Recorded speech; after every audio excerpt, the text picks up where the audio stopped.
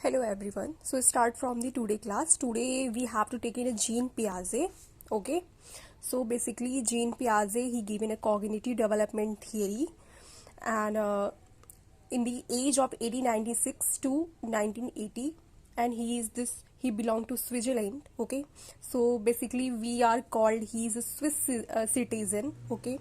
His book name was The Language Thought of the Child.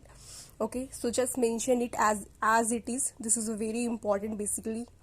Now in the cognitive development they are taking in mind, head, thinking and mental development. Basically in the cognitive development what happen is that always develop their on the basis of their mind, their head, their thinking. Okay, so increasement their thinking process, this is called the cognitive development. Now next come to the theory known as there is a two theory which is known as intellectual development, and second is a developmental theory.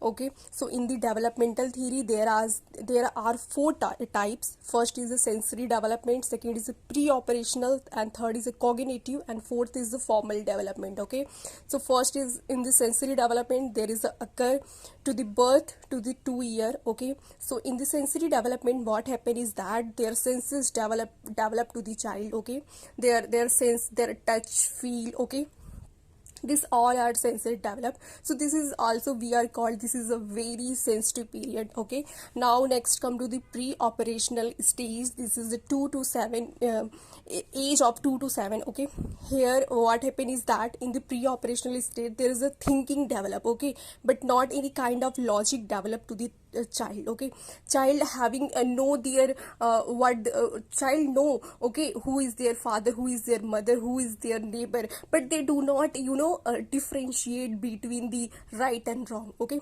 now next come to the concrete operational stage. This is occur between 7 to 11 as the age of. Now this is in the concrete development what happen is that here basically logic development more in the concrete operational stage. Okay, now next come to the formal operation.